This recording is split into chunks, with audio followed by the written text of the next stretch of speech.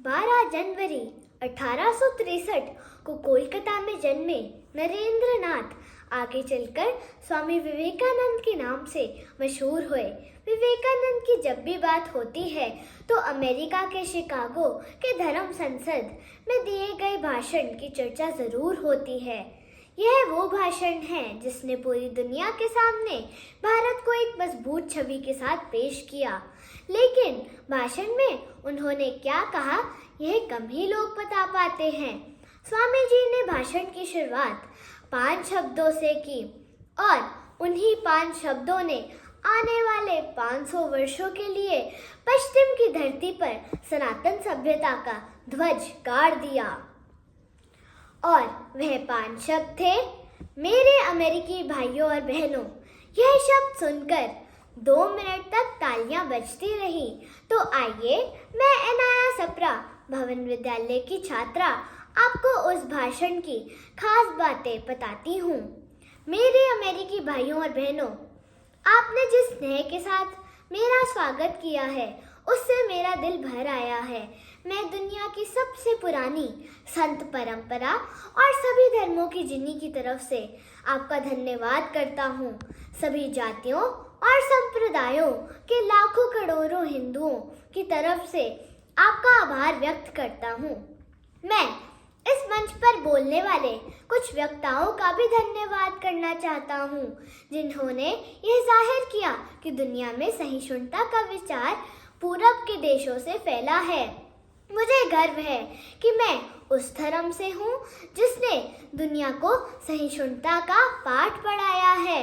हम सिर्फ सार्वभौमिक सहिष्णुता पर ही विश्वास नहीं करते, बल्कि हम सभी धर्मों को सच के रूप में स्वीकार करते हैं।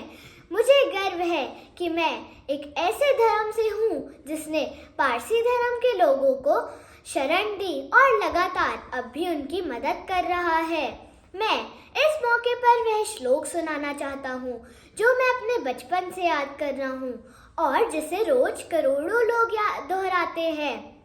जिस तरह अलग अलग जगहों से निकलती है नदी, अलग अलग रास्ते से होकर आखिर में समुंदर में मिल जाती है, ठीक उसी तरह मनुष्य अपनी इच्छा से अलग अलग रास्ते चुनता है। यह रास्ते दिखने में भले ही अलग अलग लगते हैं, लेकिन सब ईश्वर तक ही जाते हैं।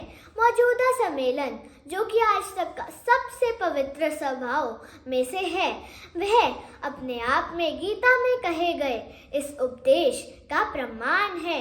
जो भी मुझ तक आता है, चाहे जैसा भी हो, मैं उस तक पहुंचता हूँ।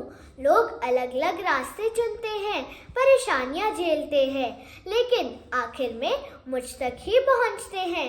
कितनी ही बार यह धरती खून से लाल हो चुकी है, ना जाने कितने सभ्यताएं तबाह हुई और कितने देश मिटा दिए गए।